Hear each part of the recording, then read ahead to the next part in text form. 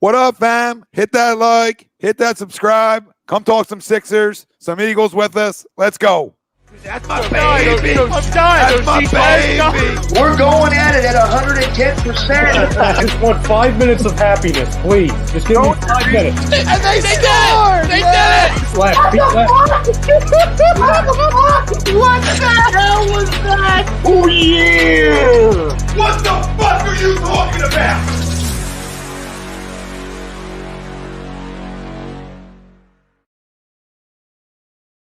Hi, folks. Bob Mannery here. You're listening to A2D Radio, real sports talk radio for the fans, by the fans, no agenda.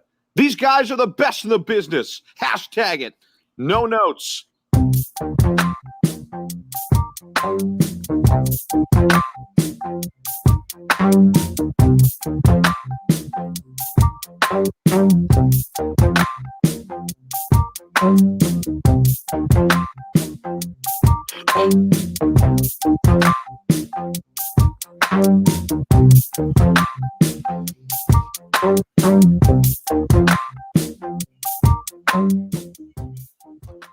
Welcome in, everybody. This is Monday Morning Quarterback, only on A2D Radio. Monday Morning Quarterback, only on A2D Radio. Sorry, I was reading that comment in there. This mouse, dude.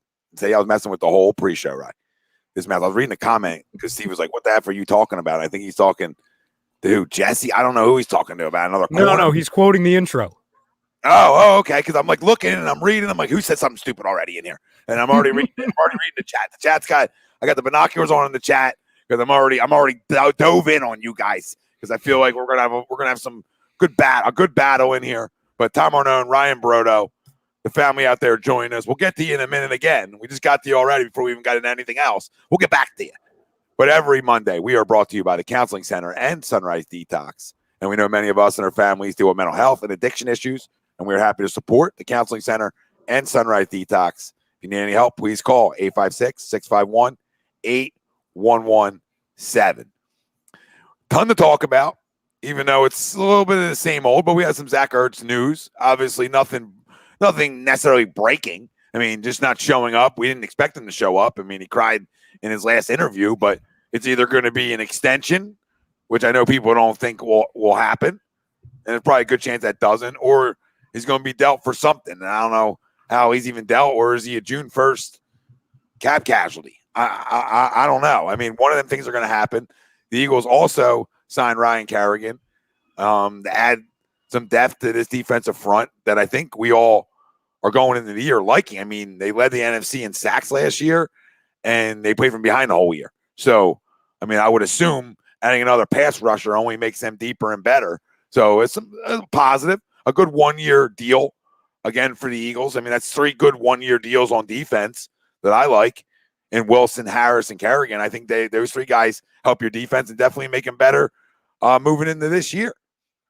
And I don't think anybody really can disagree with that. I mean, I'm not crowning Ryan Kerrigan at this point of his career either. Like, he's just a good rotational guy to have to get after the quarterback, because it's a pass happy league. Teams love throwing the football, and you gotta get after the quarterback. And maybe we'll have some leads, right? Maybe. I don't know. We didn't have any leads last year, and we still somehow got after the quarterback. So maybe this year we'll have a couple leads.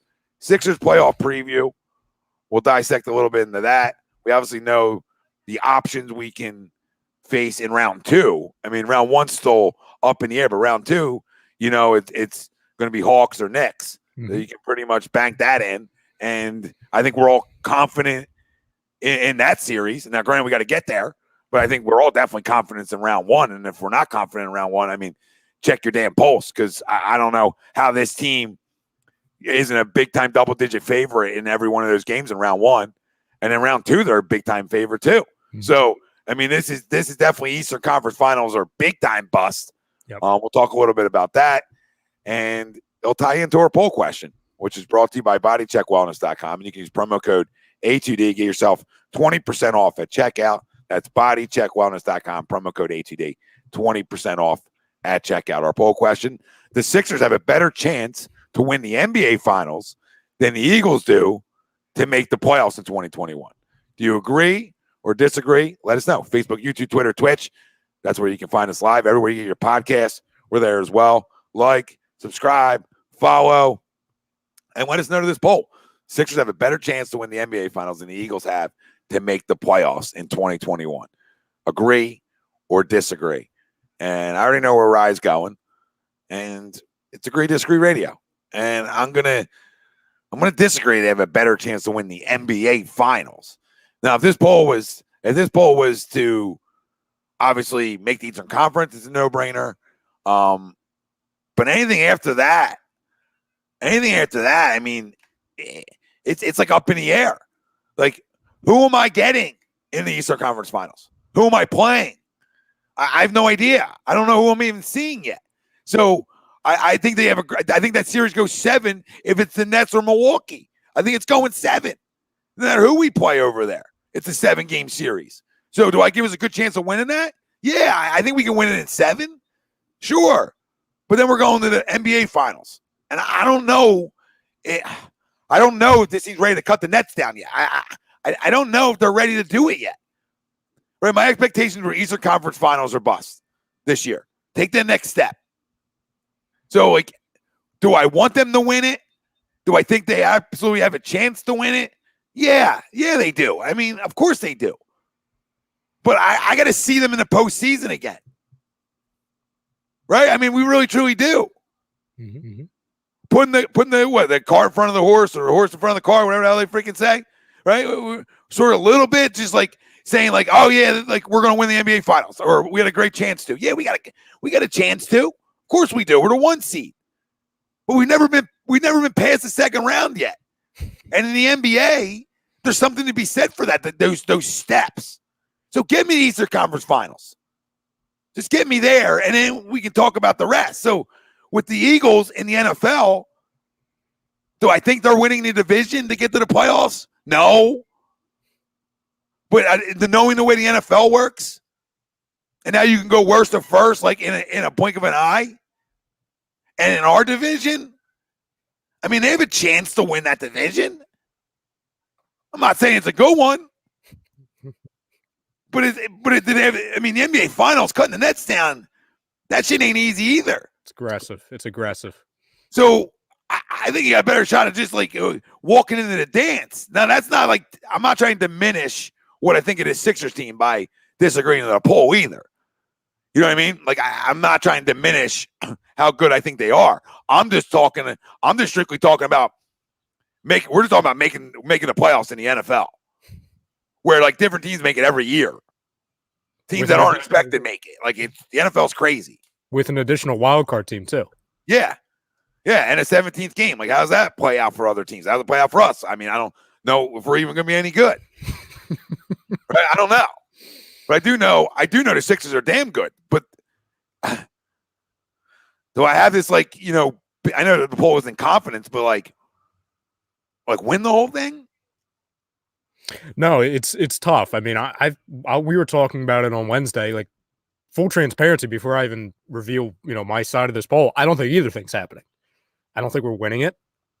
On Wednesday, I didn't even predict them to get to the finals. I had them losing to Milwaukee in 7. I mean, and listen, right now, I mean, you get Kerrigan. I mean, if they get a couple more pieces on the, you know, in the secondary, okay, then maybe we can have a conversation about them being, you know, way better than we expected. But there's far too many unknowns with this Eagles team. So with that being said, though, I agree that even though it's a small chance, whatever that chance is, 50%, 25%, whatever, I do believe the Sixers have a better chance to win the thing than I believe the Eagles have to just get to the playoffs because, to Tom's point, there's obviously unknowns with both teams, clearly. I mean, we can spend the entire show talking about the unknowns with the Eagles, and there's still a lot of unknowns with the Sixers. But really, at least I know that a good portion of the Sixers, as far as the players and then the coaches, at least I know like X name guy can coach, X name guy can play. I don't really know, and nobody really knows if the quarterback can play for the Eagles. I don't know if Nick Sirianni can coach. And yeah, like a lot of the moves that they made, whether people want to say they're Band-Aids or obviously Devontae Smith, which I think we can all confidently say he's going to be very good to great in the NFL.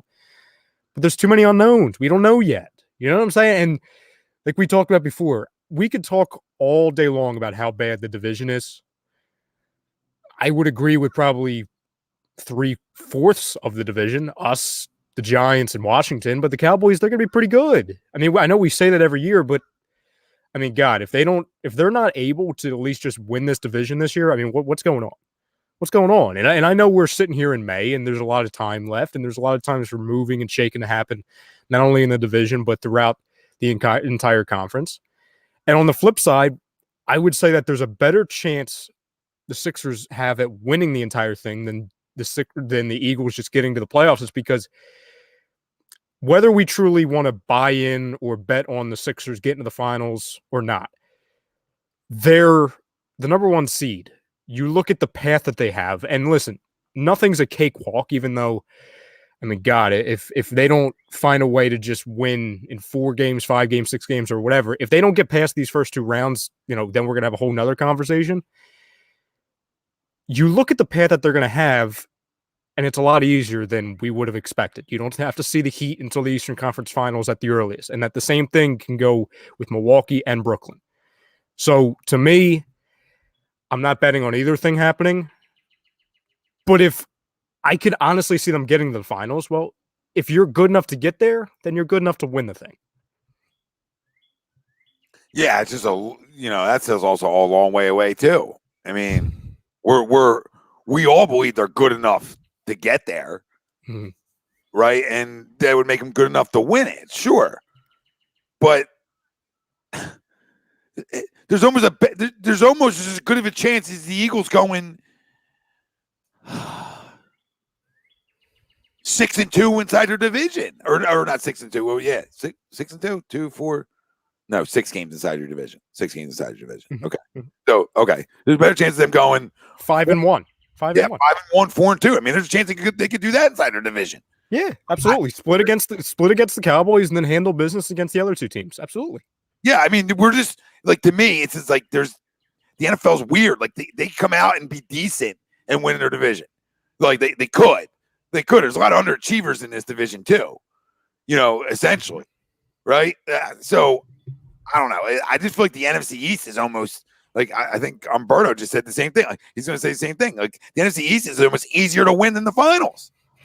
That's the basis of me saying like why I'll disagree. Like really, it's because I just think it's almost easier. It's fair. If you don't a playoff win, you're crazy. I'll take my chance on the finals. You know what I mean? If somebody's like, "Oh, playoff win," no, stop. Let's not get ahead of ourselves. Well, and we kind of talked about this before we went on the air, and I'll just throw the scenario out to you guys, right? Like, we could talk about, okay, how good is this team if Jalen Hurts is great, or how good is this team if Jalen Hurts sucks? And we talked about it right before we went on, Tom, that, like, I think too many people are taking the extreme sides of the spectrum. Like, people are either on the side of, oh, Hurts is going to be great, or Hurts is going to absolutely suck and he's going to be out of the league in 2 years. Like, I know this probably sounds obvious to people, but I'm not seeing anybody talk about it in a great length. There's a very good chance, fam, that like he's just an okay quarterback. Like there's a very good chance he's like from 15 to 20 in the league. Like that's very possible. So like I know Philadelphia as a whole the last handful of years, we're either used to seeing great quarterback play or hideous quarterback play. So like we get stuck into talking about the polar opposites. Oh, he's going to suck, or oh, he's going to be great. Well, how good is this football team if Hurts is just okay? Say he comes out and he's the 17th best quarterback in the league. Well, is that good enough for us to be a competitive team if everything else is clicking? I don't know, because nobody's really talked about that. It's like, oh, well, if Hurts is great, we're going to win the division. Or, oh, if Hurts sucks, then we're going to win 2 games. Well, I mean, Hurts is good and you can still win the division. Yeah. It doesn't have to be great. I mean, it doesn't have to be a top 10 quarterback for you to win a division. Mm-hmm. I mean, you can be the 15th. You can be the 15th quarterback in the league, and you can win the division. So, I mean, I don't know why people would be one way or the other. I mean, I think it's too unknown. It's unknown with him. I mean, that's like the biggest hole, or I should say unknown on this football team, honestly. Like, that's the biggest unknown outside of the coaching staff. I mean, that's it. I mean, you really got to, you mean, somebody can tell me a second corner and I'll be like, okay, I mean, I can find a guy off the street June 1st. Like I can. So yeah. I'm not saying that's going to be an unknown right now. The rest of the football team is pretty known. Like, we know who's going to be out there. We know what this front can do. We all like Darius Slay. We like the additions of Harris in the back end. We like the addition of Wilson for linebacking core. And now you had Kerrigan, right? And then we assume this offense, I mean, they have explosive pieces. So it's like, okay, can your offensive line hold up? Can they be healthy for a year? If they're healthy for a year, you got a good conversation. You got a good chance this guy is going to be like the middle of the road quarterback in year two. There's a good chance because you're giving him, you're setting him up to have success. You know what I mean? You are. Mhm. But like, I'm not going to bet against Jalen Hurts, and I'm also not going to wager everything I own that he's going to be great in this league. But can he be damn good? Can he be good enough? Because if he can be good enough, then you can build around it because it's no money. It's no money tied to it. So you have the opportunity for the next 3 years to build around it. It's true. It's true. And like everyone talks about, like with this Kerrigan signing, and I think people are getting a little too carried away. Like, do I like it? Yeah, absolutely. Especially a guy that, you know, made our lives a living hell for a handful of years. Like, bring him in. Obviously, he's 32. He's not what he was, you know, in the Carson Wentz game. Like I always talk about it when we faced Washington in week 4 of his rookie year, and he tore his entire jersey off. You know what I'm saying? Like that was the Ryan Kerrigan game, but you're adding more pieces. You're making your football team better. You're adding more depth, more veteran presence. So with everyone getting mad on Twitter and our comment sections this morning when we made the signing of like, oh, you're not supposed to be doing this. You know, you're not supposed to be good this year. It's like, well, I understand that we've gotten into the mode of just being like, okay, we're going to suck. But I really wouldn't say the job of a football team is to not be good. You know what I'm saying? Like, I think that's a little too carried away. Like, even though we don't have big time playoff aspirations or Super Bowl or the same things that we've had for the last handful of years, it's like, okay, still as a GM or as a coach or as an organization, you want to get better, because what happens if you're actually better and you get a bunch of overachievers and you make some noise? You know what I'm saying? Like, I like, we all expected not to be good this year, but I'm not fully buying into, oh, we need to just tank no matter what, because then you're not finding out anything. It's like, you want to put your defense and your young defensive players in the best position to succeed. That way you can figure out who they are. And the same goes with your quarterback. Like, you tell me like, oh, well, you know, you're not supposed to go out and get Devontae Smith or Landon Dickerson or guys that can help your quarterback because you're not supposed to win this year. It's like, no, you want to provide as much help as possible. That way you can figure out who can play and who can't play. That way you're going into next year's draft and next year's offseason with a ton of money, and you're like, okay, let's address this. Let's stay status quo here. Yeah, I think the thing with like Hurts and the whole conversation is that, you know, you have 3 first-round picks possibly next year, so there's no reason to like be in full tank mode for that one pick, right? So, you know, if you stink, you stink. But I mean, in no way, shape, or form, I believe this organization's trying to not be good and be competitive. They wouldn't be making the veteran moves for 1-year deals if they weren't saying, you know what, we still believe we can win a division. And I guarantee that they believe that they can win a division this year. Like, I absolutely do. And Mansa says if we had everybody healthy, including Wentz, with this schedule, we'd be saying 10, 11 wins. I 100% agree. Some people may be saying more. So, like, can Jalen Hurts be good? Because if he can, and you're healthy, you can win games in this league. You can. The schedule isn't like egregious, or like looking at it from the outside in from a mile away, or actually 100 miles away. Now, week to week, I don't even do schedule predictions. I hate doing them because, like, if week 2, I could be having a different conversation about the rest of the schedule. 2 guys could be out for the year. So many things can happen. So it's hard to do. It's a week-to-week thing when the season starts. Like, okay, who we got this week? All right, let's go. You can think you can do like Vegas over unders like 6.5 it is. So would you go over or under on that? Listen, I'd go over. I'd go 7. I'd go 7 right now. I'm going over on that. I'm betting over on that, not because I'm drinking the Kool-Aid like that. I'm going over on that because the division isn't that good, and your schedule is a last place schedule. So that's why the NFL is shaped for last place teams and then make the playoffs. Not saying that happens all the time. I'm just saying it's shaped that way. And I actually think, like, I love Doug, but I think just sometimes like a fresh, younger, energetic voice, can help your veterans out a little bit too. Well, I completely agree with you. I mean, one, Mansa's spot on, and to your point, Tom, with having, 7 wins, 8 wins, 6 wins, whatever. And if anyone thinks that's like sipping the Kool-Aid, it's like people need to understand. We won 4 games last year, and I honestly find myself sometimes looking back on that season, wondering how the hell did we beat 4 teams? Like how? Like it was a disaster. 14 different offensive line cores. The quarterback sucked. You know what I'm saying? It's like, so are we really saying, even though we have very limited aspirations this year, that we're not 3 wins better? That's it. We have to be 3 wins better. Yeah, I mean, to go over that. Yeah. Yeah. And honestly, like, listen, it's really tough and I completely agree with you with the schedule, because like when people dive into like the schedule predictions of, gut feeling, well, there is really no gut feeling, because we could talk about, these 7 games, give or take, or winnable games. Well, sure, maybe because those teams stink, but do we stink?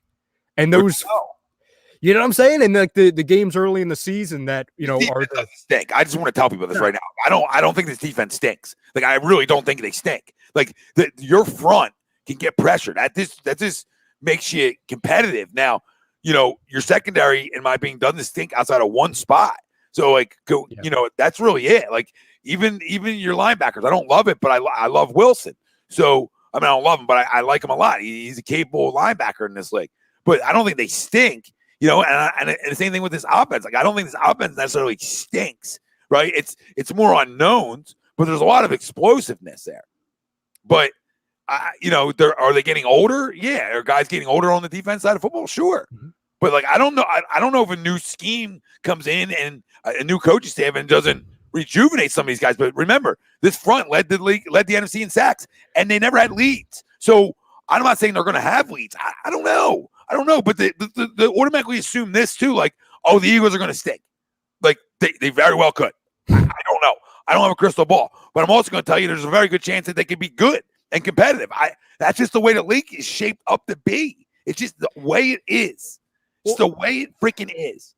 Nobody expected them to sign 3 veterans like they did on the defense side of the football. Nobody expected them to be doing that kind of shit. I didn't think they could. That's the funny thing. I didn't think it was even possible because of the money. You know what I'm saying? So I'm like, they signed somebody? Oh, okay. Maybe they found some money under the couch.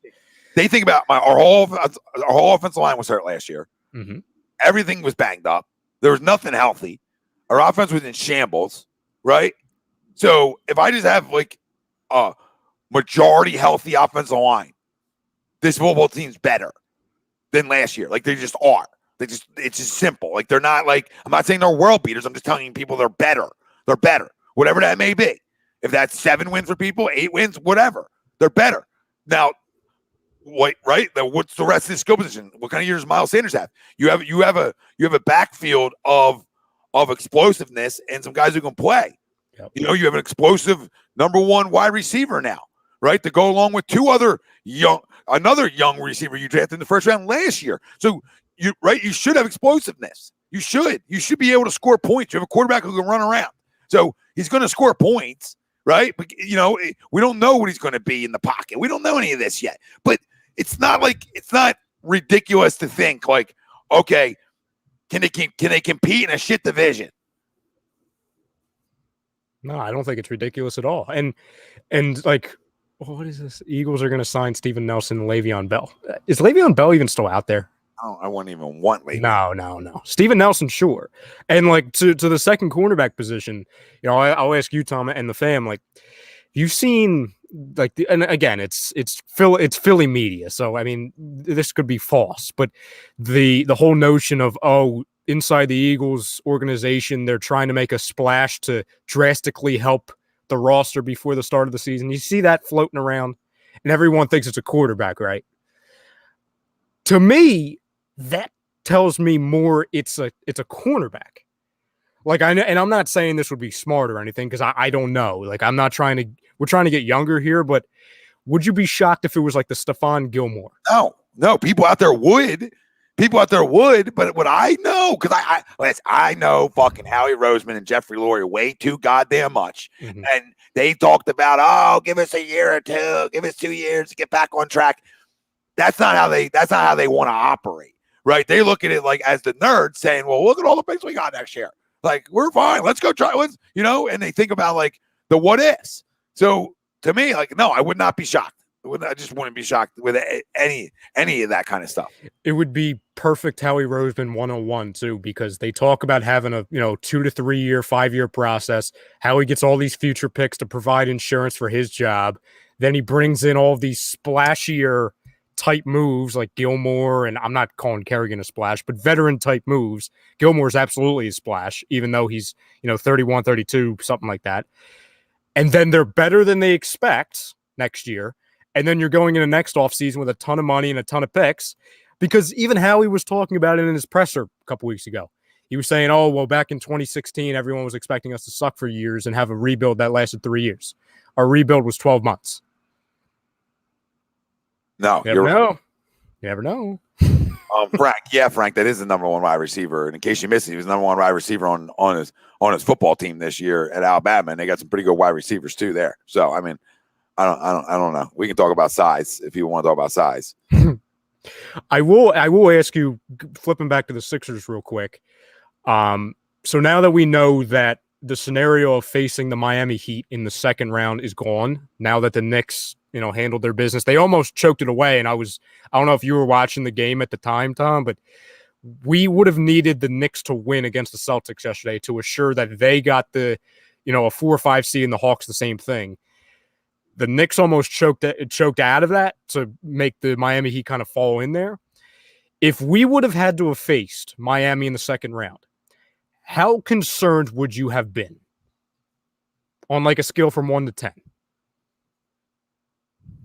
Like 10 being like scared to death, like, oh my God, this is over. The dreams are ruined. 3 or 4. Okay. Yeah, like nothing too crazy. Nothing too crazy. Maybe a 4 piece, Yeah, I was gonna go 5. I can't overreact to like one game in Miami, knowing knowing what they knew about one game away. Like, I didn't like that effort, but I'm not gonna like overreact to, like, I said Miami would be a tough out to anybody who's faced them. But saying that, I'm not gonna just be like, Miami, I'm scared to death of them. Like, yeah. No, there's a reason they've been inconsistent this year. There's a reason for it.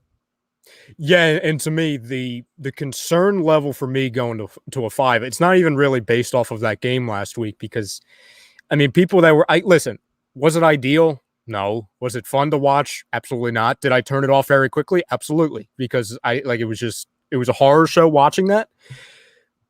But for anyone that was panicking, saying, oh, see, this is why the Sixers are going to get bounced in the second round, or, oh, this is why Miami's going to go to the NBA Finals again. Again, Miami, could they be a sleeper to get to the finals? Sure. But a lot of things are going to have to go their way that didn't go their way during the regular season, to Tom's point.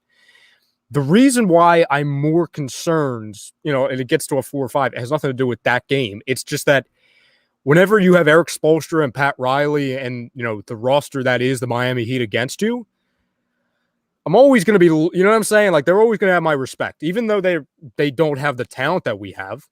They're a really deep roster, and Eric Spoelstra, I mean, he's one of the most underrated coaches, I would say, in all of sports, not only just in basketball. Oh yeah, he's going to make adjustments, right? And like you said last week, Tom, Bam Adebayo is one of the few people in the East that can actually slow down Embiid. Now, shut him down? No. Yeah, no. But slow him down, absolutely. Make him work on both ends. That's all. I mean, that's what I've always said about Bam with him. I'll make him work on both ends. But I say 4 because you'd be like, well, Tom, I mean, you say 4 then. What would you say about the Hawks or the Knicks, Tom? And I'll tell you a 0 for the Hawks, yeah, 0 for the Hawks, and a 2 for the Knicks, because I think they're a tough basketball team now. But 0, that kind. People tell me take a series at a time, right? I saw in the chat earlier, series at a time. I hear you. We can series at a time it, but if you don't think that this team should absolutely be in an Eastern Conference Final this year, then you're already like planning your out. You know what I mean? You're already planning your excuse. Like, Yep. no. Like, I would actually contemplate firing fucking Doc Rivers if this team does not get to an Eastern Conference Finals this year. Oh, somebody's got to go. Either Ben's getting traded or Doc's going. Something. I'm not saying I'm firing Doc. I'm just saying, like, whoa. Like, now, if you had to see Milwaukee in round 2 or the Nets in round 2, then we're having a different conversation about it, right? Because I'm not firing him if they lose, or firing anybody if they lose in the Eastern Conference Finals. No. Now, right? You know, you might have a conversation about Ben or somebody else, whatever. Like, I'm sure that conversation is going to get brought up. What if they got swept? Firing? Or just making a change. And again, it's all about context because you got to see how Ben plays, Joel's health, etc. So it's no, I mean, I told you the trade in Ben just doesn't make sense because if you lose and he's the reason you didn't get over the hump per se, then how are you trading that? How are you ever going to get that value back? So you're better off just saying, no, I hope when it's contract time, he decides he wants to play. And that's why I think you and I will always, go to war with the people saying it's this year or no other year, and this is the year, and all that stuff that we've gotten in arguments with people about in the past, because nobody in our core, it's not a contract year for anybody. Everyone's locked up for next year. Joel's not 35. Ben Simmons is not 32. Tobias Harris isn't leaving. Like, I even believe Seth Curry's still under contract next year. I think the only guy in our starting 5 that isn't under contract is Danny Green. Yeah. But it's like Doc Rivers, he's not going to be due for an extension. Same for Daryl Morey. This is the first year. And I'm not saying this is like the friggin' process to where it's going to end up being a 2 to 5 year plan. But it's about progression. It's about, okay, you couldn't. I feel ways about it, Rye. Mm-hmm. Go ahead. Sorry. I thought you were done. No, I was just going to say real quick, like, we have not sniffed the Eastern Conference Finals. And I think people kind of forget about that. And listen, we were 150 bounce Kawhi Leonard shot away from not only getting to the Eastern Conference Finals, but maybe possibly winning the entire friggin' thing. So I get it. And it feels like we got much farther than the Eastern Finals just because of how close. And it was all the what if type things. But we haven't even touched the Eastern Conference Finals yet. So for people to say, oh, this is the year and this is it, that's asking a team. And I get it. Very talented. One of the MVP candidates of the year for Embiid. Number 1 seed, all that. But we're asking a team that still has a lot of young pieces to go from second round exit to NBA Finals championship. That's a three-step jump. Yeah, that goes from second round to Eastern Finals, NBA Finals appearance to NBA Finals victory. That's a big jump. That's why I disagreed to the poll. You know what I mean? That's why I disagreed to the poll, because I don't know. Like, that's asking a lot. Like, getting to the finals, I don't think is asking a lot, right? Because that's like that's a huge win because you're beating either Milwaukee or the Nets. Oh God, there's no way to get there. And now, can you go win it? Sure. I just think it's. I don't want to say it's tough to ask for, and the only thing I'll say to the people who say, like, I don't agree ever with the window closing. The only thing people can ever tie me into is like, well, you never know what next year entails health-wise for different guys. And then I'll buy into that all day because I don't know. You know what I mean? I don't know. So when the opportunity is in front of you to go win it, go win it. You know what I mean? So is the opportunity in front of them to go win it this year? Yeah, it is. So go do it, right? Go do it, right? You can make that jump, sure. Go make it. But then I'm also then on the side like, well, the window's not closed, right? But again, it's not closed, but it doesn't take away from the fact of like, listen, somebody can get banged up. You know what I mean? You just don't know. Like more of that stuff. You know what I mean? More of like year to year, you just don't know. So that's the only, like, I'm on both sides of that a little bit because they do have the talent to go there and win one.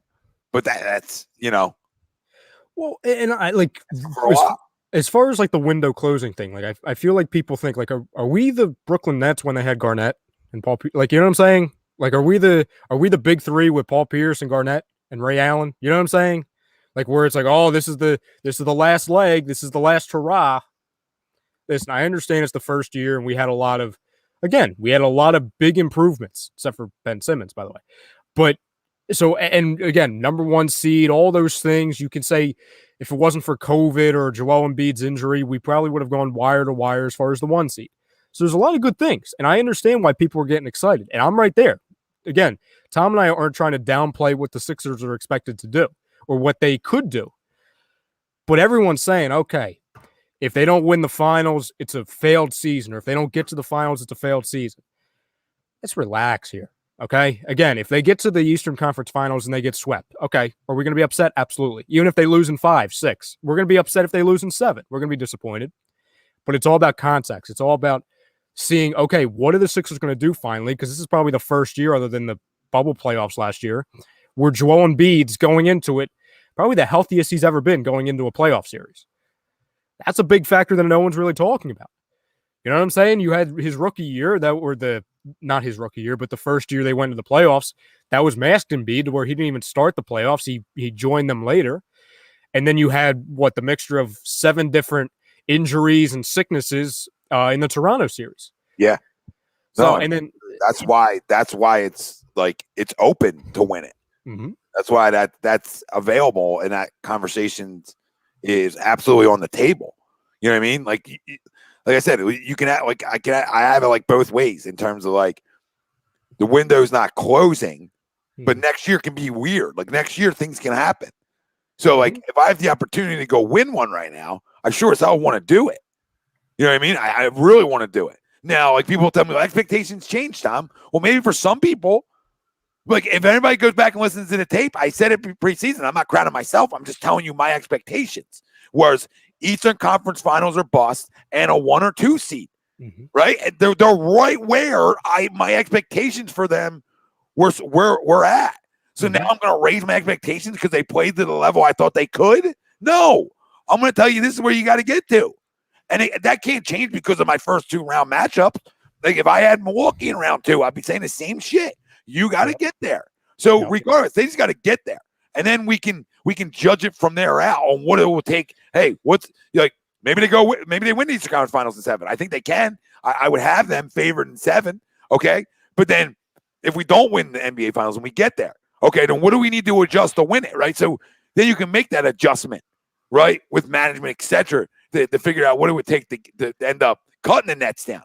But I don't think it's, like I said, I don't think it's unfair for people to say, like, win now mode. Like, I don't think that's unfair either, because it just depends on what your expectations were. I just tell the people that had them 4, 5, whatever, that slow down, because you didn't have that as your expectations. So now, because they played extremely well, right now expectations are, we'll cut the nets down. Well, okay, that's a big jump. Like, where I'm, it's like, hey, this is where they're at. This is where they should be. The expectation hasn't changed. They believe they'd be good. Yeah, I mean, you've pretty much stayed status quo with the entire time, to where, again, like you said, if anyone's saying, oh, well, Tom, hasn't your expectations changed being the 1 seed, Joel being MVP? Well, Tom kind of predicted a lot of that. And again, I'm not saying that because I'm on the show with Tom, but that's what he said. Like, you and I got in debates before they even the season. I had them as like the 3-4 seed. You know what I'm saying? And you had them, and you and I were getting debates back and forth because I thought the Bucks and the Nets were going to be better than them. So again, my expectations have changed a little bit, but just because I had, I was a little bit, I don't want to say down on them, because especially after the year ended last year, I don't think being the 3 seed would be necessarily down. But I understand when people say, listen, we didn't know what this team was in the fall. We didn't. We knew Joel was here. We knew Ben was here. We knew Tobias was here, but we didn't know who Tobias was, because this was the Tobias with Brett Brown. We didn't know how we were going to get out of the Al Horford contract. This was before the Seth Curry, Dwight Howard acquisition, Danny Greens. I think if we rewind not only the shows back in the fall, and I'm not even talking about during the bubble playoffs, I'm talking about like previewing this team before the draft, there's a lot of unknowns. Kind of similar in a way to what this Eagles team was. In a way. And by the way, I'm not saying that this Eagles team in a couple months is going to turn into being where there's an MVP and a number 1 seed. Yeah, I don't smell that. No.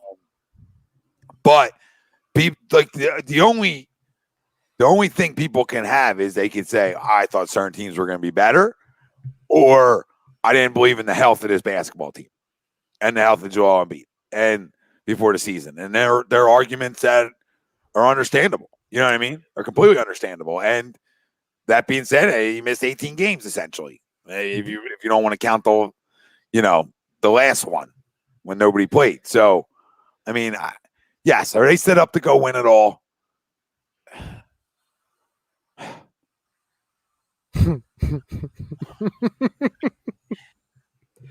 Is Joel Embiid ready to win it all? Yes.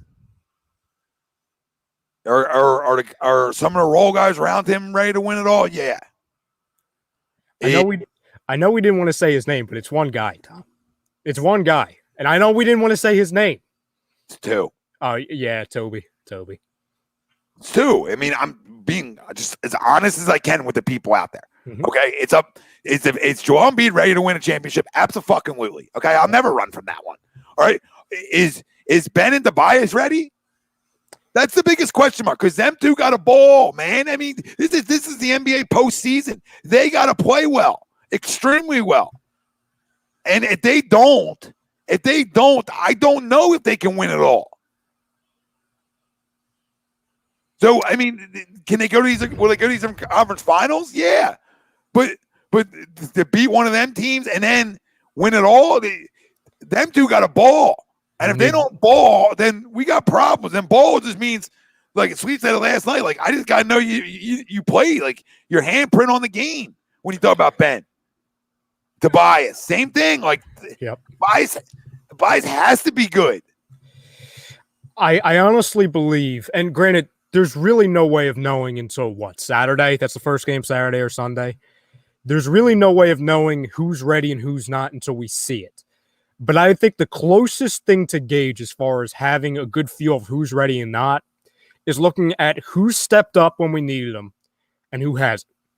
And people were probably going to say, oh, well, Ryan, you're trying to paint ways to take shots at Ben. No, I'm not. I'm just basing my opinions off of what I've seen and what I haven't seen. We saw Tobias Harris in fourth quarter situations, in game situations when Joel wasn't there. We saw Tobias Harris step the hell up. We did. Now, that shows me, okay, obviously regular season is much different than Game 7 of an Eastern Conference Finals or Game 7 of a second round series. But he stepped up. And I'm not saying Ben never stepped up at all, but if we're comparing the two, I mean, there's no argument who stepped up more and who's had more of an impact as far as taking the ball and running with it, so to speak. So the reason why, and again, this isn't a Ben Simmons hate show. It's not. I like Ben. Like Tom and I were joking before before we came on the air. We don't love Ben. We don't dislike Ben. We just accept Ben for what he is right now. And if I'm taking what Ben Simmons has showed us this year, not what he showed us in his rookie year, because everyone wants to keep bringing that up, like, oh, well, guys, remember what he did back in 2017? Okay. Remember what Carson Wentz did in 2017? Yeah, the world was different. A lot different. That's the biggest reason why I have Milwaukee beating us in 7 in the Eastern Conference Finals. It's because of Simmons. It's because I can't believe in him fully yet. And if I'm wrong, I'm wrong. I'll eat crow, and I'll happily do so. Yeah, I think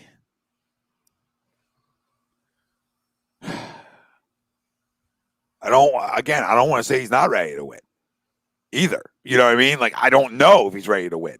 And I know he'll play winning basketball, and I know all the things he does well on the court. But they can beat Milwaukee if everybody knows he's playing. And you don't have to put a point total to that either. Like, it doesn't have to be like, hey, you guys score 18. Like, I mean, obviously you need him in double digits. Okay. I mean, that's just a pulse. We need a pulse from him. Yeah, we don't that should just be common sense. Like, oh, better be in double digits, right? But after that, just like play great basketball, play winning basketball, and be great in transition. And I know the game slows down, but like I said, the Showtime Lakers ran. So don't tell me you can't run in the fucking postseason. You absolutely can.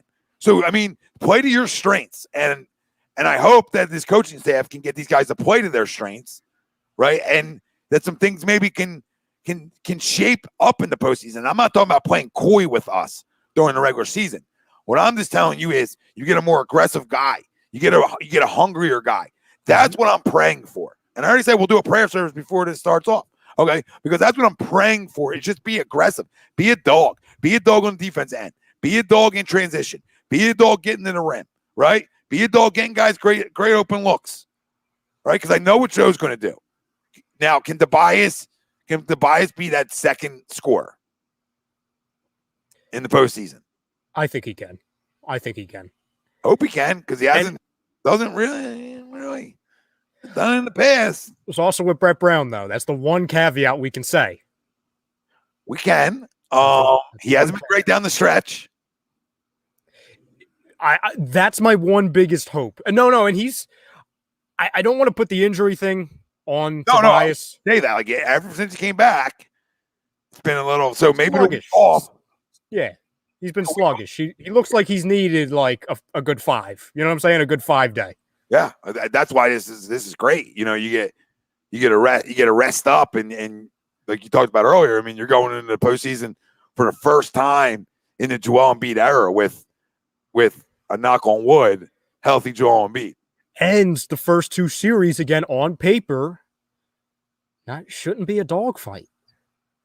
No, you know what I'm saying? Knicks can be at the most 6. At the most 6. If we go to 7 with the Knicks, and again, all credit to the Knicks, but I mean, come on. We also haven't lost to the Knicks, I think, since Ben Simmons was drafted.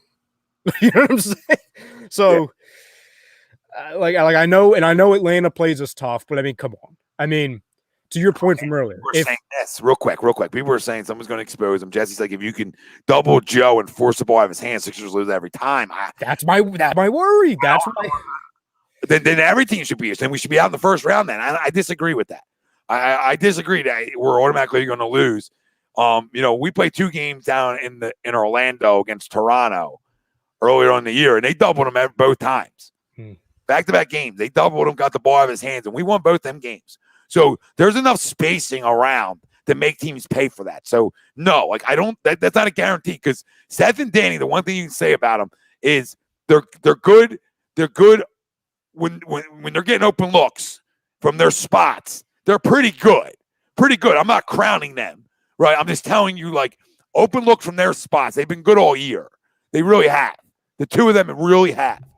So, you're doubling them. That's where it's the bias. That's where it becomes the bias show too. Mm-hmm. So I don't want to buy you too much into it. People are going off of that one Miami game where the dude fucking flew down. Like, hey, come on. No. Because then you shouldn't even have him going to Eastern Conference Finals then. Anybody should. Because you should say, no, then the Knicks are going to beat us in 6 or 7 because they're going to double Joe. And we can't beat them. No. No, if Milwaukee's not going to double Joe. Milwaukee's not going to. If you see them in the Eastern Conference Finals, okay, they won't double Joe. They don't need to. Yeah, right? They don't have to. Yeah. The Nets could double them, but are the Nets good enough defensive team to be playing that game? So I don't think there's an automatic out because you double him. Because if that was the case, then every team in the National Basketball Association would have doubled him before. Now, what teams could do to you is 2-3 zone you. That's a different concern. The 2-3 zone concerns me because that's where it's like, okay, Ben can't run my point then. Mm-mm. So now you got to get in transition and not let teams set up in their zone. It's true.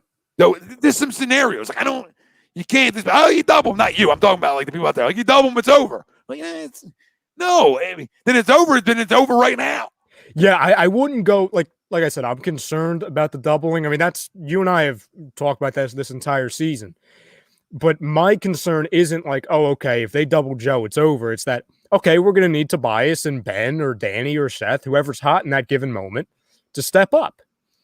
And I don't understand, like, Green's comment saying, the logic makes 0 sense. Without Ben, we couldn't even win one game against the Celtics in the bubble without Ben on the floor. But with him on the floor, how can we get any worse than being swept without him? Green, if we're comparing the bubble team to this team, I'm just telling you, and there's no way of knowing. If the Sixers had Ben Simmons in the bubble last year, you weren't winning anything. That team sucked. Yeah, real quick though, to that point though, like all I'm going to say is that if I'm without either through the Ben slander that happens at times, like I can't be without either one of them. So like I've said it a million times. Like people are like, Trey Ben, they can't play together. I've yelled on screen that they absolutely can because their win losses prove to you how great they can play together. So No. Do we get swept out with Ben on the court in the bubble last year? Absolutely fucking not. We just don't. Like, he's a difference maker. Whatever way people, like, I know his numbers are down, and I know I get mad at him at times, etc. They won more games. They're the 1 seed. He's a big part of that, just like Joel is. So with them two on the court, that's who they are. They win games together. So again, that's why I'm not putting a number on him in the postseason. Just be aggressive, Ben. Just be a dog, right? Be them things, and you play winning basketball, and the big man will go to work. Like, you can double him, and he can eat your double apart too. He's a great passer. He's gotten so much better at that in double team. I think we're taking one Miami game, and we're putting this whole we're casting a shadow on it now. That, oh my God, you double him. Toronto doubled them all fucking time, back-to-back games, and we ate them up. And let's not act like that was like a shit. Like, they're not good, but still, it's a team that went and ran a double at them. That's actually a good defensive team. At the time, they had all their guys playing. So, I mean, other teams have doubled them and we beat them. So no, I'm not. I can't just sit here and say you double them, they lose. No.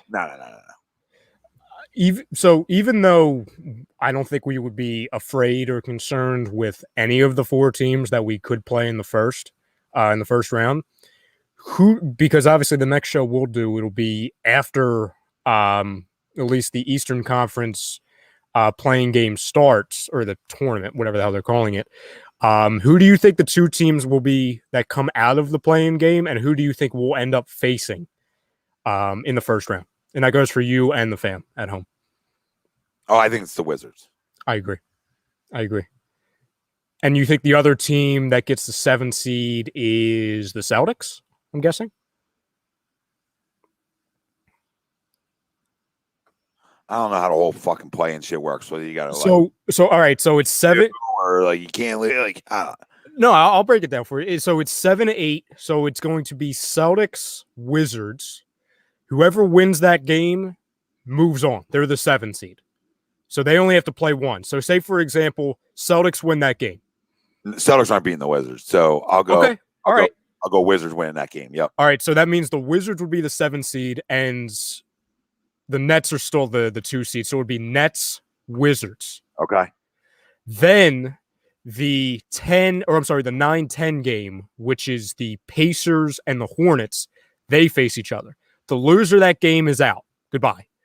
The winner of that game faces the Celtics.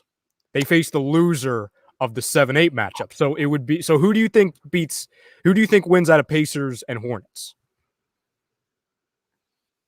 And by the way, Hayward's out. Hayward's not playing. Indiana's just If it was still McMillan, if McMillan was still in the Indiana just doesn't do it for me. Give it to the kid.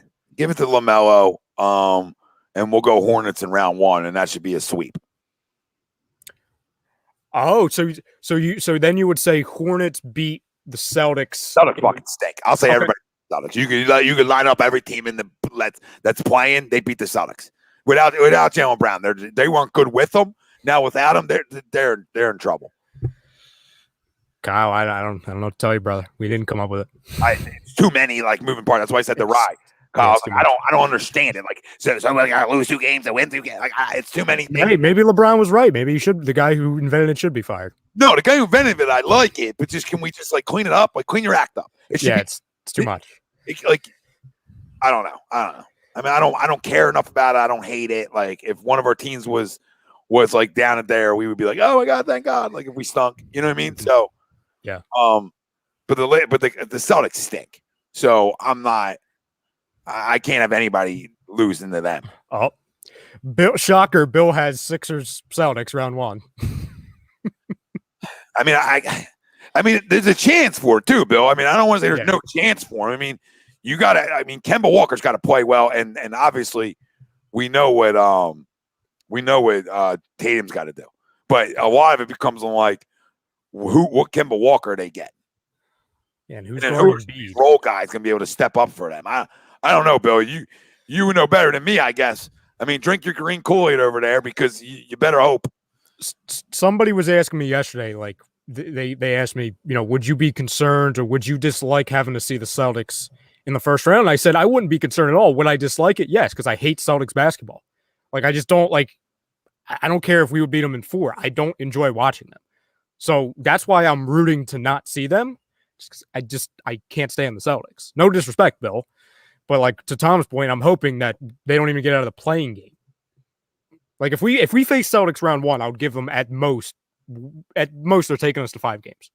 No disrespect. I'm not trying to say the Sixers are world beaters, but I mean, who's guarding Embiid? I mean, Tristan Thompson? Come on. I mean, Dwight Howard should have signed there. Dwight Howard's better. Oh, yeah. Round 2, John, would be either the Knicks or the Hawks. And either one, I think both goes maximum 6 games. Max.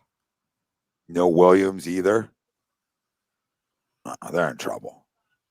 No Brown, no Williams. I just don't know how they win. They've stunk. They've underachieved all year with their big 3. And I just think when you take another one away, I mean, I don't know how you get better. So it's tough. I mean, I know there's no Gordon Hayward, but they're just different with LaMelo. And not like a team that's gonna make a playoff run. Like it's just a different organization. They finally hit a fucking pick down there. You know what I mean? Like really hit a pick. So, I mean, good for the Hornets. That's why I could see them getting out of it.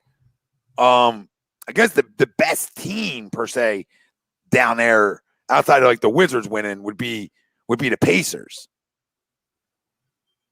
I mean, I guess. How good are they do? Brogdon's still hurt with the hamstring. They have LeVert. Sabonis is hanging around, obviously. No Miles Turner. They're just not good enough either. Justin Holiday, Dougie McBuckets. Nah. I got more trust in LaMelo, like ability winning like a one gamer. Like maybe not. Okay, maybe the Hornets not against the Celtics. Because like I don't know. Like I gotta see that matchup. I gotta see it. That's a soft one because I mean, I guess Tatum could win you games by getting high. I mean, that's what the Celtics gotta like pray for. Like, can you get because what they gotta win 2 games, the Celtics? No, they only have to. Well, if they win the first game, they're in. If you win, you're in. No, right? So if they lose and they play another, they get another one, right? Yes, they get a second chance. Okay, so the chance of them winning that second chance, I will give them. Okay, it really opens it up. Like I mean, you could listen. Pacers, we could be playing Pacers, Hornets, or Celtics. It's that fucking wide open. Mm-hmm. It really is. The only team that I think's like because they're playing such good basketball is the Wizards. Like I think they win that first game. The only thing we have to watch, and I would be shocked if he doesn't play. Beal, because he's been banged up with the foot or something, but he's not still winning games. Fair. That's fair. I mean, Russ is playing well, so I mean, can they win a couple playing games or one? Because all they gotta do is win one. They win one playoff game, they're in. Or one playing game, they're in. So right, they don't gotta do nothing else. Correct. They're 1 and in. Yep. Okay. Yeah. So I mean, I think they're going on, and I think that's a fun series. If Beal isn't really healthy for Nets, I think Westbrook versus Durant and all that. I think that's fun. Go shock the world. Take them like 6 or 7. But them other 3 teams where I don't think we're gonna know. Like honestly, like I can't even tell you who's winning them fucking games. No, it's toss up, and that happens. Well, the first leg happens tomorrow night, so we'll get the first 2 games. And then the final game will be, I think, on Thursday. And then the West, we'll get to see Ralphie. We'll be on the air on Wednesday for the Lakers game. So that'll be fun when they have to face Steph Curry. So we'll get to watch Mr. Delavecchio squirm. Yeah, I mean, that's a fun one. Who do you see getting out of the West real quick, Tom, before we wrap up? Out of the West, what, playing games? Yeah, it's Grizzlies. Well, I'll just start from the top. So the 7-8 matchup, it's Warriors-Lakers. So who do you say wins that game? Oh, fuck.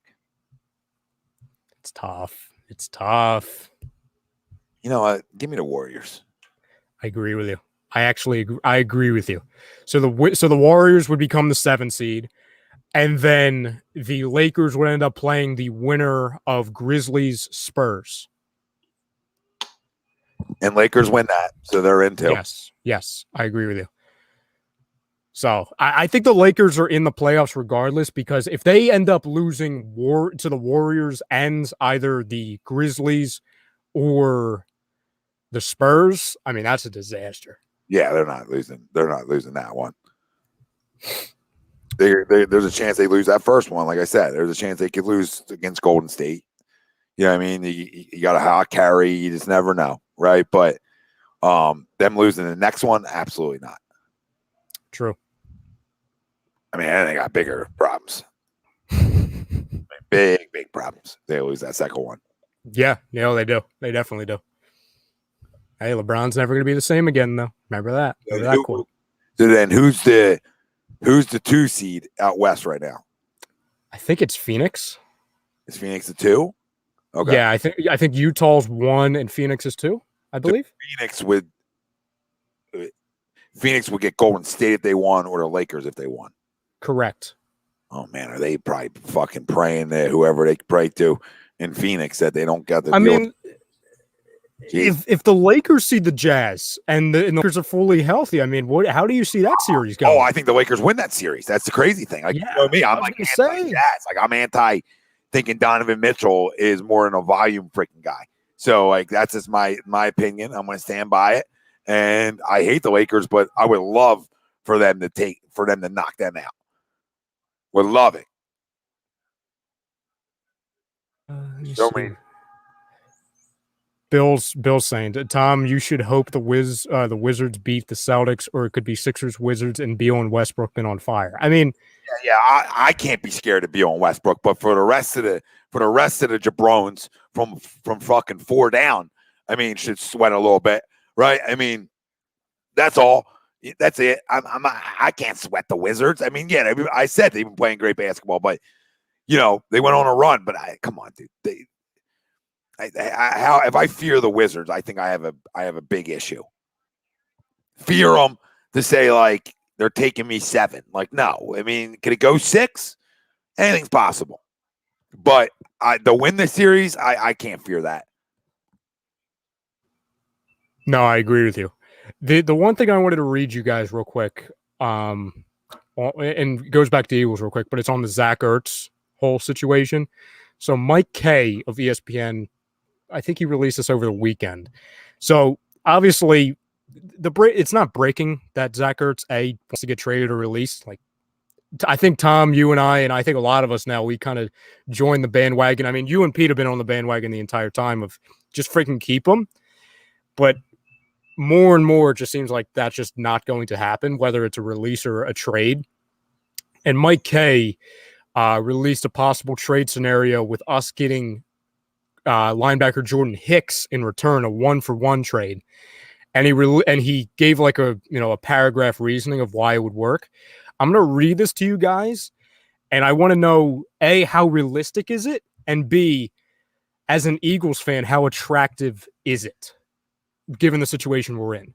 So he says, here's what Mike Kay says about a potential trade that would include tight end Zach Ertz and a Cardinals linebacker, Jordan Hicks. Trading Hicks after June 1st would save the Cardinals about $2.94 million. That's why a potential swap of Ertz for Jordan Hicks could make sense for both sides. With Hicks making very little in base salary, the Eagles could easily fit him into their cap situation after June 1st, as they'll save $8.5 million by trading Zach Ertz. They'll also receive an additional $4 million in savings due to the June 1st designated releases of defensive tackle Malik Jackson and wide receiver Alshon Jeffrey. That influx of roughly $12.5 million would allow the Eagles to sign their rookie class and upgrade their middle linebacker position with Hicks, among other moves. Hicks is probably the best homegrown linebacker the Eagles have had in recent years. He could come in and start at middle linebacker while Alex Singleton and Eric Wilson handle the outside linebacker situation. So my question for you is, Do you think that I'm going to say no for any fucking position of a guy who can play meaningful snaps for my football team if it comes to Zach Ertz being released or traded? I know you were going to be open to that. I would hope, at least. No, I mean, I was with Pete a couple years ago. You're going to trade him. You trade him at the highest possible value he has, right? They did not. That's fine. Then you got to extend him, in my eyes. The fact that they haven't is fine too. But then you got to be able to at least be creative and make a move. Like, if you got to give them Ertz in a fucking 6 for it, do it. Like, do it. Do it. If you want to go get a corner, if it's Stephon Gilmore you want so bad, right? I'm not saying that's going to get it done. I'm just throwing it out there. Like, whatever you want. Like package that in a late round pick, man. Who cares? He's not. If you're not going to play hardball with him this year, then make him come play. Then fine. Then just go get an impactful player for him, because you can. Yep. You can, especially if you're willing to throw a late round pick in, especially how nerdy all these guys are. Nerd City. Oh, Zach Ertz in the 6th. People will tell you got fleets for like Stephon Gilmore. No, you didn't. Right? Zach Ertz in a fucking 7th for Jordan Hitcher or a conditional. Right? Give him a conditional. Fucking 3 years down the line. Who gives a rat's ass? See, I agree with you, but then we have guys like Red Sand who says doesn't make sense for us, too crowded at linebacker right now to take back Hicks. And my point, Red Sand, I think where's that crowd at? I was going to say, where's the crowd? You really the crowd is Wilson and Davion Taylor, because you have to play him. Okay, that's the crowd. There ain't no other fucking crowd. You don't got a middle linebacker. TJ Edwards, Sean Bradley. I mean, they can go today. They can leave. Go well. You can get Ertz and Bradley. Bye. I'll take Jordan Hicks back in a second. Stephon Gilmore I'll take. It doesn't have to be a linebacker either, Red Sand. Trade him for a fucking corner, just a guy who can play in this league. Red Sand, that we're not saying we should trade Zach Ertz, but Zach Ertz, the writing is on the wall. He's not going to be here. Red, so I said I just would fucking make him come to fucking camp, but they're not going to do that. That's what I would do, because I'm a dick. Like, no, you're under contract, babe. I don't know what you're all upset about. So, now it's like, okay, if you're going to trade him, trade him. Trade him. Try to get something back. Like, you guys wouldn't put a 7th round pick on something or a 6th round pick and get a legit corner in this league? Like, because you can. Take a 4th. I don't give a damn. Howie's probably going to miss anyway. You know what I'm saying? Like, I don't care about picks. You know what I'm saying? I've got three of them next year. 1-1-1. You got cap because trading him saves you $8.5 million. Yes. So you absolutely got cap to go get something for him and trade a damn pick with him then.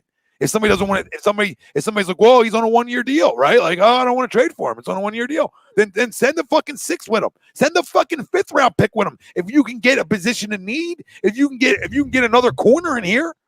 Are you guys fucking, is everybody out there fucking okay? I want to win games. I want to win fucking games once in a while. Everybody come into a season, an NFL season, and there are people out there are literally ever in tank mode. I want to fucking square you in the fucking jaw, especially when you have guys on this football team that can play football, though. You remember something. We were so banged up. I'm not telling you this year's going to be a miracle and all of a sudden guys are going to be fucking healthy. I'm just telling you that there's always a chance of having a healthy unit. And if you have a healthy unit and the healthiest team, I always say to Ryan for years, the healthiest team's the ones playing late. All right? They're the healthy groups are the ones playing late. Now, do I believe if they're healthy, they're playing late? No. I'm just telling you they're playing late because they're playing one fucking playoff game if they're healthy. That's my stance. That's my go out on let me turn the fuck camera. People. That's my go out on a goddamn limb. If you go get me a corner that's top 20 in this league, the 20-ish corner in this league that's on that wants out of somewhere, whatever the case may be. This team competes. If just hypothetically, if Stephon Gilmore was added to this roster, to tell me this defense isn't good, I think it's a little crazy. Yeah, now, where are the holes? Now, a Super Bowl contender? No, calm down. No. We're talking about winning the division. Literally. Then your only unknown, and what you got to find out, right, is who's your quarterback, which is a big unknown. Don't get me wrong. I honestly think today, sitting here on this show, the 3 biggest question marks / concerns And again, this is under the assumption that Zach Ertz is no longer on this roster at season's beginning. And it could be in any friggin' order. The biggest 3 question marks, Hurts, what the hell is he? The second cornerback spot, and Dallas Goedert? Yeah. And I don't give a rat's ass about him because I should have enough fucking playmakers on the outside for once that I don't got to worry about him so much. And I got enough in my backfield that I should be able to be creative and get guys open in space. And I got one guy who's going to be on my outside that nobody in this goddamn league can cover one-on-one. All right. And at the end of the day, for all the fucking nerds out there that want to talk to me about weight and jerk yourselves off or talk to me about 40 times or any other bullshit, when you can't cover a guy one-on-one in this league, that's the number one. I don't care about the size of a guy. Okay. I care about can you get open and there ain't a corner in this league that's slowing him down one-on-one because he might be one of the better route runners walking into this league that there is. I'm telling you all that. So that creates a number one. A number one, finally, a quarterback in this city has a one to throw the damn ball to. And to go on top of that, that's a one that he actually has chemistry with in the past. So it's even a double dip to try to help this guy out. Now, Dallas Goedert should just be open because he's a big physical. If he stay on the damn football field. Yep. Okay, that's his biggest issue. Can Miles Sanders stay on the football field? All right, you want to talk about concerns, right? Can Kerryon Johnson stay healthy? Right, I don't know. Okay, can his offensive line stay healthy? There's question marks. I'm never going to run from that. That's why Vegas has him at 6.5 over under right now because there's question marks all over. But your offensive line's veteran group. And if they are healthy, we know what they are. Your defensive front's a veteran group. If they're healthy, last year they were healthy and they created problems and never had the lead. Top 3 in the NFL, best in the NFC. Defensive line. Yeah, so I mean, I don't want to hear it. Like this is why the NFL is so fun because it's still a competitive group, and you got a quarterback that I'm never going to say, oh, guys want to play for him, but like guys obviously love the guy, so go be the leader. Go run with this because if he can run with this as a second-round pick and the money tied to it, if he can run with this organization goes from us fucking smoking dudes to being like, oh, my God, we can't get enough ski balls going. We're jerking so many guys off right in the front office because that's how quick it can change in this league. 2022 is going to be very fun, at least on paper, because if the guys can play and they're cheap, going into next year with a ton of picks, ton of money, yeah, it's like the Howie Roseman dream party. Oh, it's a circle jerk. It's the honeymoon tour. Jonas says, what do you guys think game rules roll with, Bay? Well, I mean, I think he's going to get snaps. He's going to get touches. I mean, I don't think he's going to be getting 15 touches a game, but I mean, I think he gets touches. I think he's on this roster, and I think it's, if you want me to be honest with you, gun to my head, if Kerryon Johnson's healthy, he's on this roster too. Yep. So, yeah, they're going to carry, if healthy, they're going to carry 4 running backs. Yeah, and Scott's your last one, and Jordan Howard. Jordan Howard practice squad, if that. Yeah, if Kerryon Johnson's healthy. So, Kerryon Johnson's not healthy, maybe you carry 4. Smith's going to get tossed around. Look at it. This is secondaries. I agree with you, Bryce. Darius Slay is good to me. He's not great. He's good. He's very good. I never graded him, but I don't know. Harris makes it better. If McLeod's back and you have McLeod and Harris, your safeties are good. Maybe Kayvon makes the next jump. You know what I'm saying? That's another guy, another 4th round pick that we would like to see having some kind of pulse. And then again, and everyone, and I'm shocked no one was saying, oh, well, the linebackers. We know the linebackers aren't any good, okay? But I don't think it's that outlandish to say it's a better situation than we had last year. No, Wilson makes it a better situation than we had last year. So, like I said, can Davion Taylor play? I don't know. Singleton can play. He's at least an NFL player. He's better than Nate Gary. Yeah. So, I mean, can the biggest one is can Taylor play? Mm-hmm. I agree. I'm sorry. I disagree, Howie P. You guys still going to need another wide receiver? Where? We have like 9. We have like 9 of them.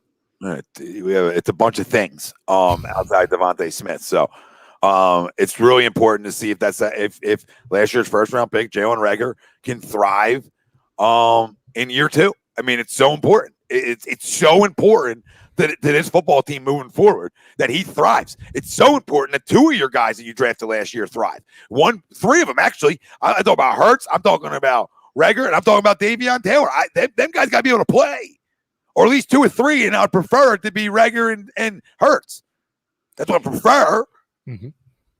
And if that's the case, then you start talking about, okay, well, maybe they weren't as bad in drafts. But I mean, and then the 2 guys from the 2018 draft too. Not to skip the 2019 draft, but the 2 guys to start out the 2018 draft need to flat out play too. Dillard and Goddard.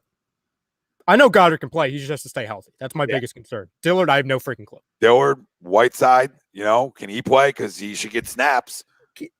I got to ask your opinion on this real quick, Tom, because I said this. I was talking to Pete and Jeff on Thursday about this. And listen, I get it that we fall in love with the story guys, right? In this case, the rugby guys in Mailata. And did he do a good job? Yes, absolutely. Do I think that he has the talent to eventually be a serviceable to very good starting left tackle? Absolutely. So I'm not saying that I'm rooting against him or I think he stinks. But I think that I don't think I know because I see it every day. The bulk of the fan base that is not only rooting for Mailata to win the job, but is rooting against Dillard and saying, oh, I hope he stinks. Oh, I hope he doesn't win it. I think that's absolutely, it's idiotic. This is a first-round pick that you traded up to get. We want Dillard to be good because if Dillard wins the job, then Mailata becomes a perfect swingman that you would love to have on your roster. So for anybody that doesn't want to be deeper, you're fucking an idiot. And anybody that doesn't want a first-round pick to pan out, especially at the left tackle position, you're freaking crazy. All right? Crazy. I would love for him to win the job, regardless on how I feel about him, because I want to know, oh, okay, look at my backup.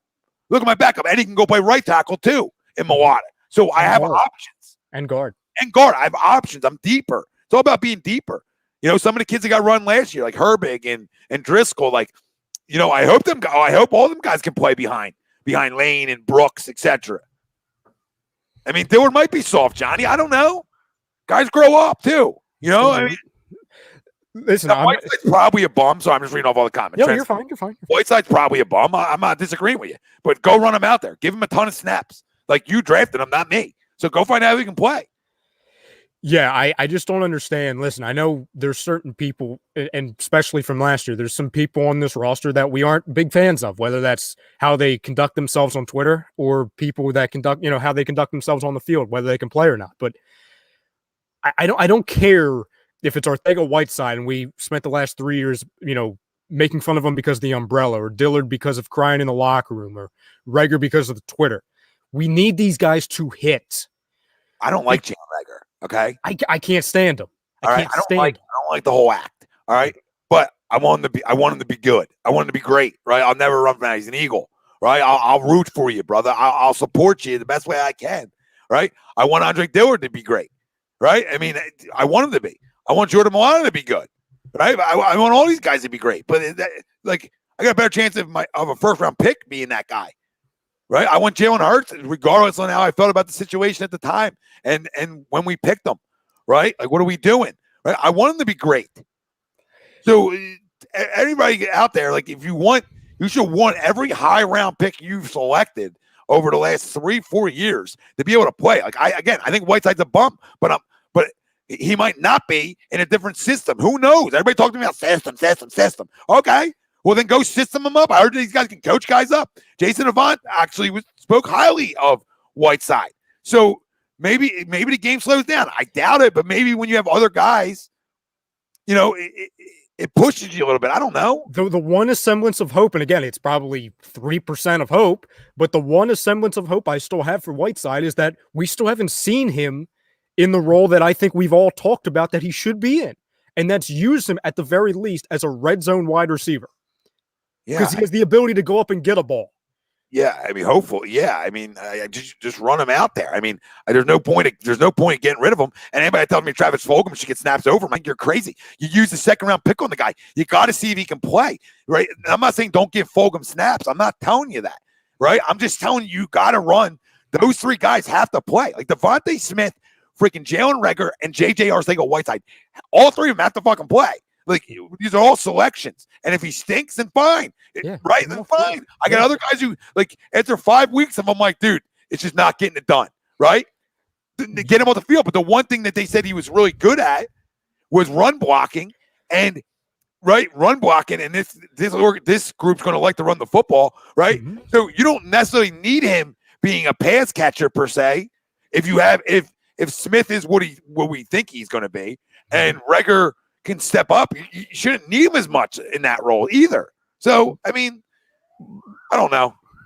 Oh, is that Ortega-Whiteside? What Fulgham is a starter. Is he, though? Listen, to be honest, Sam, and I'll just say it, everyone's a freaking starter. Everyone deserves to get a shot. And that could be copping out, but I've said this for weeks on end. I'll continue to say it. Yeah, let me interrupt you real quick because Smith, Reagor, and then you can go A, B, C, D, E, F, G, Sam. Honestly, I mean, you could say Greg Ward. You could say, you know what I mean? You could say Fulgham. You could say JJ. So you could say Hightower. Yeah. Like, so, I mean, I'm not going to tell you who, I mean, that other big receiver is going to be either Fulgham or JJ. And wouldn't you hope that JJ in camp beats him out? Wouldn't we hope for that? Like, take the bro away, Ryan. You know what I mean? Like, we got to take the bro away. Wouldn't we hope for that? One guy was a practice squad guy that we got from Detroit. The other guy is the guy that we took, again, over a lot of people, but we took in the second round. If he can play, he can play. Yeah, I'm not telling you that JJ might not be better than him. No, I think he sucks. No, I think he sucks. Travis might be better than JJ. I'm not telling you that. I'm not telling anybody that. You drafted him, and he still hasn't gotten snaps to a level of like, well, I can't judge this. We can't Sidney Jones him. You can't judge it. You cannot fucking judge anything because he hasn't played. Like it's all just well, I mean, he stinks because he can't get on the field. Okay, well, what happens if he's on the field? Can he play? Because when I've seen him on the field, he's caught some pretty big passes outside of that drop in Indy, which sort of like against the Colts 2 years ago, his rookie year, that sort of like got him bench ridden. Oh yeah. All right. Okay. Besides that drop, he's come in and he's made some big catches. Detroit. Yeah, it was Detroit. Sorry. Yeah. It was that color. Like I felt that color in my brain. Yeah. It's all a blur. That season was a blur. Yeah, real blur. But you know what I'm saying, right? Like he hasn't played. Like he's coming in at different snaps. And you're like, did JJ just catch a pass? Oh, cool. Like, good to have you. Right. But I don't want to hate a guy on that. Like now go play him. I'm telling you, I honestly think that the situations between him, what he's in this year, and what Sidney Jones was in last year, it's so friggin' eerily similar. It's so similar. We've had too many guys.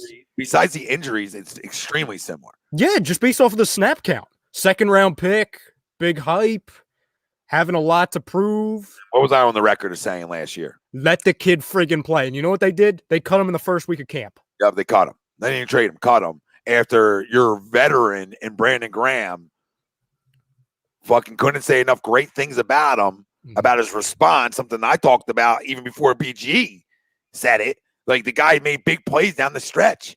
Yeah. Like, how do you not bring him back? I said I wanted to package him and picks for Slay, remember? Yep. I said, no, I'm not putting Sidney in that deal. I want Sidney. Then go get me Slay without giving up Sidney Jones.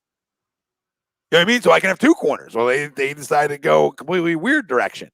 We've had too many people in this city, especially the Eagles, that have left this organization a little early, and they've gone out to other teams and have either thrived or have just been somewhat of the player that they're supposed to be.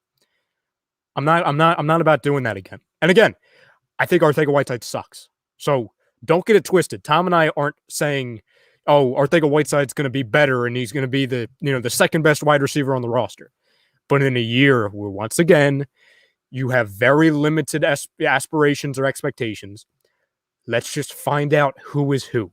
That way, this time next year, when you have a much more money and a ton more draft picks, you don't have to be like, oh, well, if we find out who this guy is, no, we're going to know.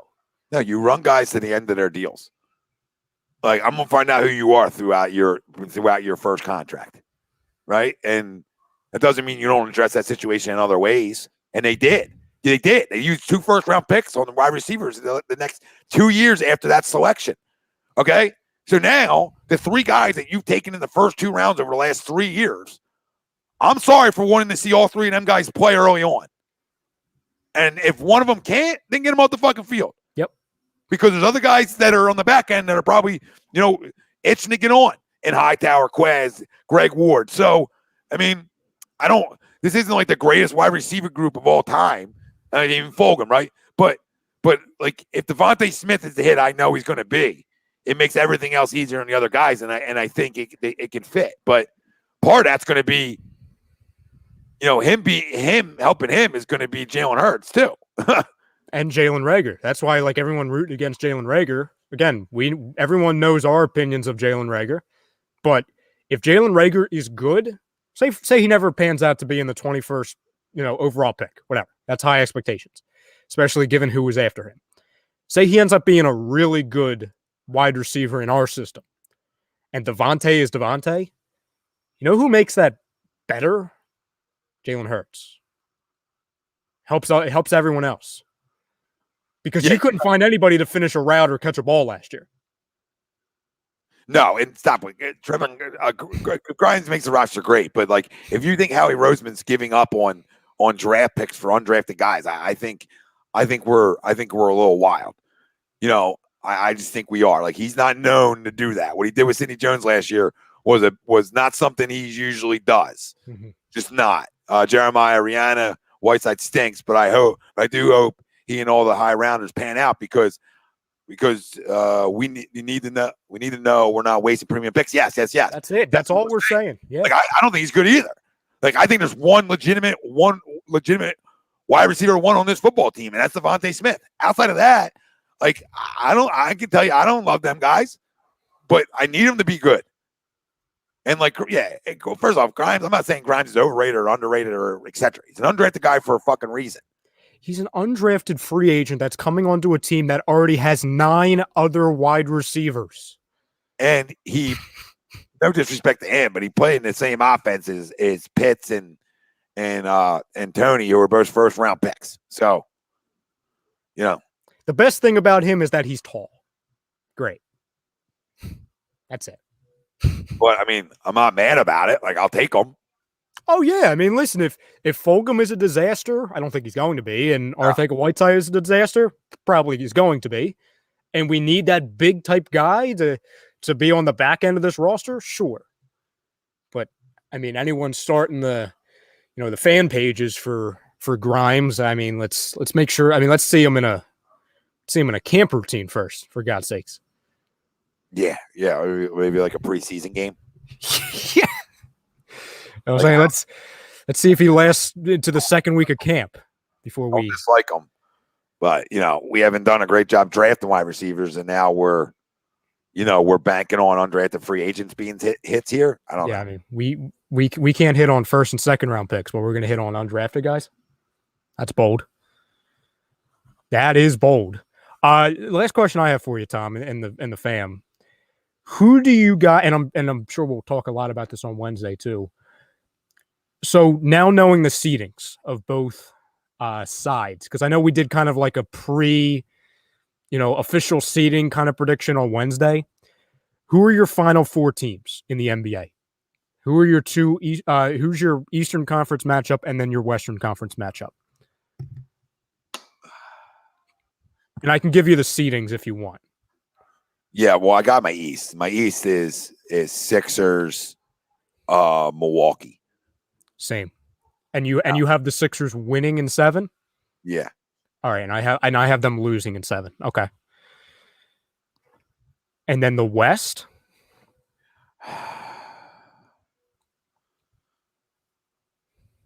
It's tough. There's a lot of it's always the West. It can always get messy, but to your point from earlier, there could be a 2 seed or a 1 seed or a 3 seed that gets upset. Can Portland and the Suns play? All right, well, I'll tell you. The hell is a freaking mosquito? So the Jazz would play the Warriors. The Suns would play the Lakers. The Nuggets would play the Blazers. Clippers would play the Mavericks. So that means the 2. It's possible. Yes, it's possible. I mean, we would need some upsets in there, but yes, it's possible. because that's a 2 meeting a 6. That's what that would be, right? And I think that's very possible in the West because the West is just crazy. Like you could give me every team. You can literally say every team. I can make a case for every team. Like, who's the biggest fraud out of the first? We're assuming that the Lakers and Warriors are going to be 7-8. So out of these teams, who's the biggest fraud? Jazz, Suns, Nuggets, Clippers, Mavericks, Blazers, Lakers, Warriors. Well, Jazz are a fraud. As a 1 seed, I agree with you. Yes, they're a fraud as a 1. The Clippers, I mean, I said like a week or two ago I had them going, but I don't know. I don't know about them. They're the worst team in the NBA in crunch time. Yeah, I just don't know about them. I'm going to go biggest fraud Mavericks. Yeah, I mean, it's hard to fraud them. You know what I mean? Like, what expectations do we have for them? They are right where they're supposed to be. Yeah. What, they 5 seed? Yes, and that's without Porzingis for a majority of the season. Yeah, and Luka, the biggest fraud team out there. There's one team on both sides that's the biggest fucking fraud there is, and that's the Atlanta Hawks. All right, they're a fraud. They're not a 5 seed. I mean, come on. They're not a 5 seed, so that's the fraud. I mean, I know your record is what your record says it is. I get that. I preach that, but like, if you watch them, they're fucking frauds. Luka is way better than Trae Young. So that's why I'll say Dallas isn't a fraud. They're right where they should be. You know, because you can say Dallas is a fraud, and you can back that up by saying the team right underneath them's a fraud in Portland. But then you can also make the case that they both got a player that can win them a series, and that's what makes the West so dangerous. Because if you look at it, Luka can win a series for you, right? Devin Booker can win a series for you. If you just circle circle the snipers, right? Mm-hmm. You know. Obviously, Dame can win a series for you. I'm not even giving you second fiddles, right? I'm not even telling you like CJ McCollum. I'm just telling you like their best players can win series for you. You know, LeBron AD can win series for you. Steph can win a series for you. Joker can win a series for you. Mm-hmm. You know what I mean, honestly, Donovan Mitchell can win a series for you. Right? So, I mean, who in the West, Kawhi Leonard can win a series for you? Yep.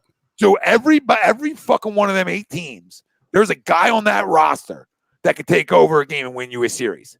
And the biggest fraud of all them guys sits in the 1 seed to me. Yeah. So if you just read, if you really think about it the way I'm thinking about it.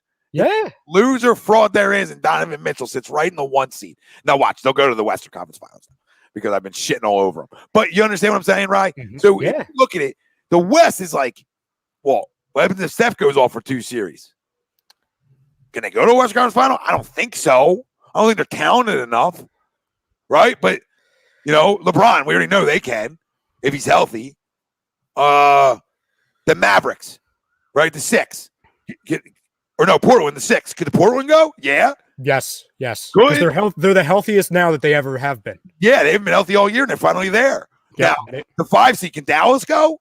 I don't know. But can Luka take over and win 2 series for you? Maybe we're just talking about going to the Western Conference Finals, right? Yeah, if they say, for example, the Mavericks beat the Blazers in the first series and then they face the Clippers in the second, they can absolutely win those 2 series. The 4. Who's the 4 again? The Clippers.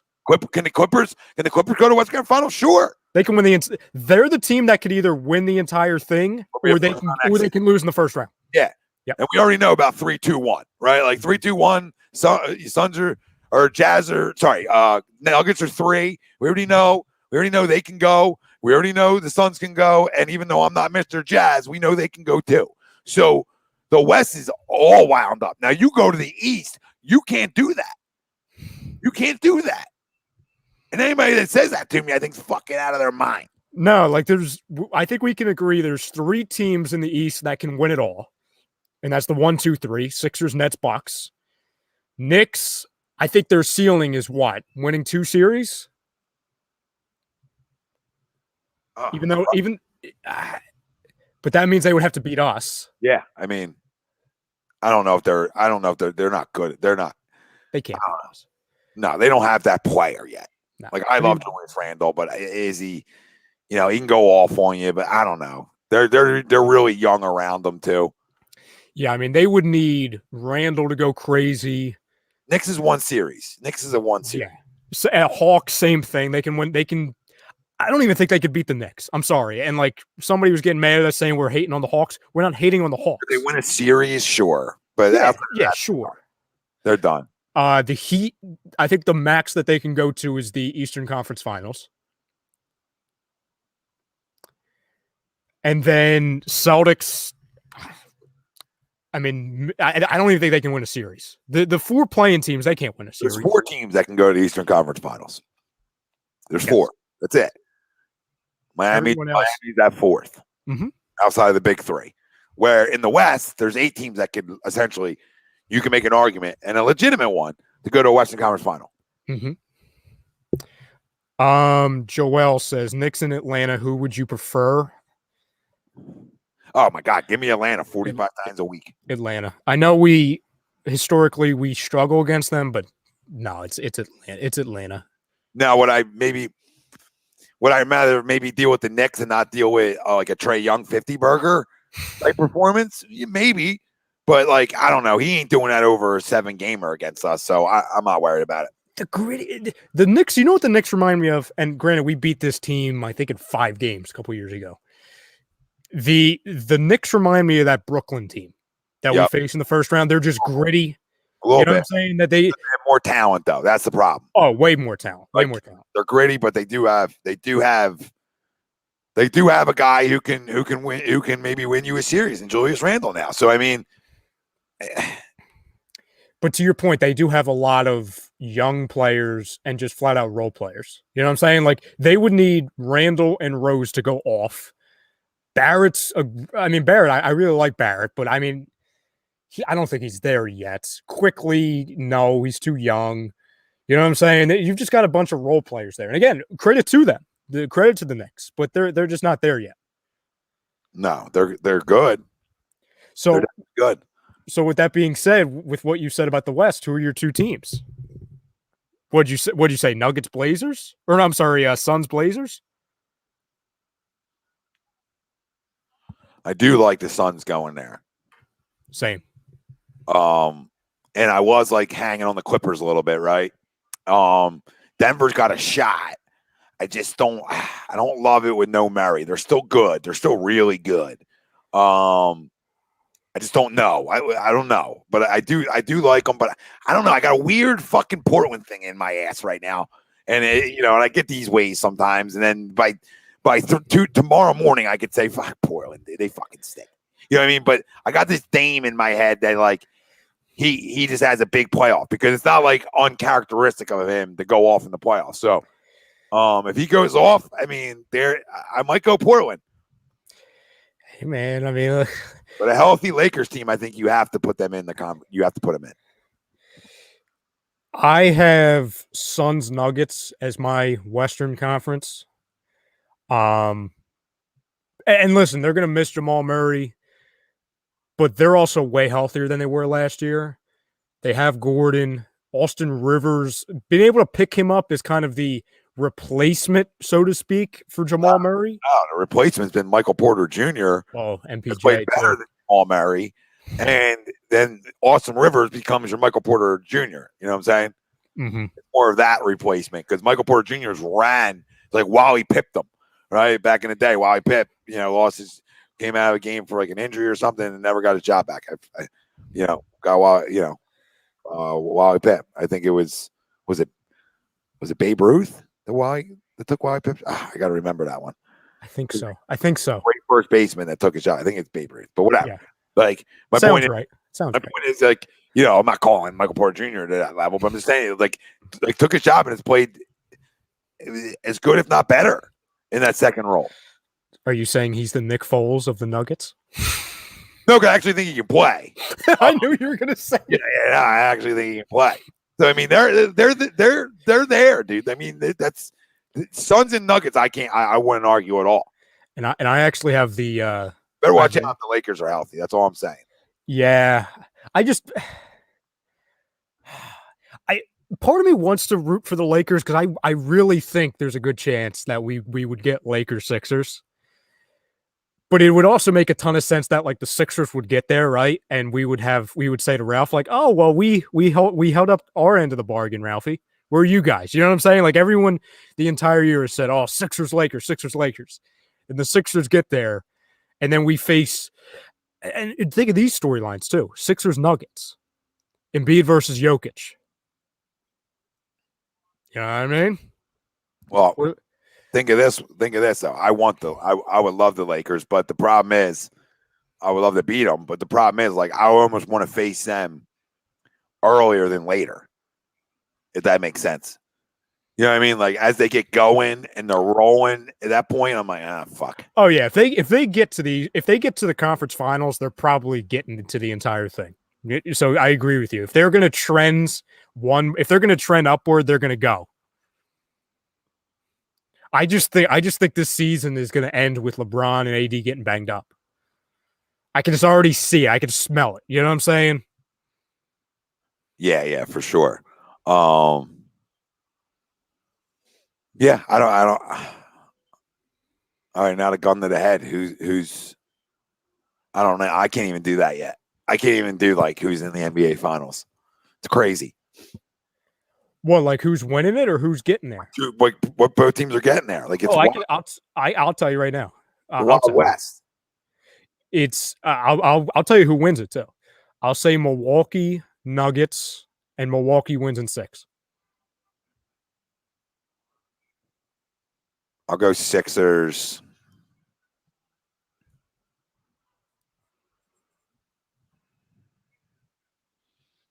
Doesn't do enough ratings. You're talking. Oh, I know what you're doing. What does the NBA want, Tom? The NBA wants Sixers Lakers badly, or Sixers Clippers because the Kawhi and Doc Rivers thing. Yeah, that too. Sixers in 7. Let's go. Let's win it. Hey, it's like back in 2018, 2017, Tom. It's like just the way we're going to be talking about it here, and it's starting on Saturday. It's going to be a marathon, but also a sprint at the same time. Just get us one more series. Just keep going. And exactly. if we keep trending in that direction, just give us one more. Well, we might be sitting here in a couple months still talking about the team, and it'll be in the NBA Finals with a full packed house, by the way, at the Wells Fargo Center. Even though I think it would be a packed house for the Eastern Conference Finals. I think that's the earliest. Yeah. I mean, like, listen, with the way it's set up for us, like I'll say it a million times, if we don't get to the Eastern Conference Final, we got a big problem. No. We got bigger problems than we thought. So maybe, Tom, you should do like the same thing you did for the draft, like how you said because it sparked some good things. How you said if the Eagles drafted a quarterback, you would go to the NovaCare. Maybe you should do that for like the Sixers. You know what I'm saying? If they don't get to the second round, yeah, if the Sixers don't get out of the second round, I'm sure I'll be showing up at the practice facility. There you go. See now it's destiny. See, now we're good now. I'll get up there. I'll talk to some people. It won't be good. A good prayer service on Wednesday, and we'll be set. Yeah. Yeah, I mean the NBA would love that. I mean they would chew that up, but I don't know if that's happening. I might not watch. No, I'm opting out. You know what I mean? I'm opting out of the bubble. I'll watch every MLB game. I might watch some lacrosse, some WNBA. I'm not watching that series. Not touching that series. Well, Nets, Lakers, Chrome, though. But you guys, I know all you guys are saying Nets, Lakers, but Philly Lakers isn't a bad draw for the NBA. No, it's not.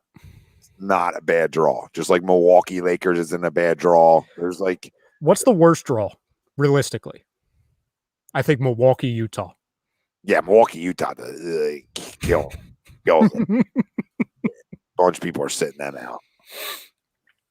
Milwaukee, Phoenix. I don't know that.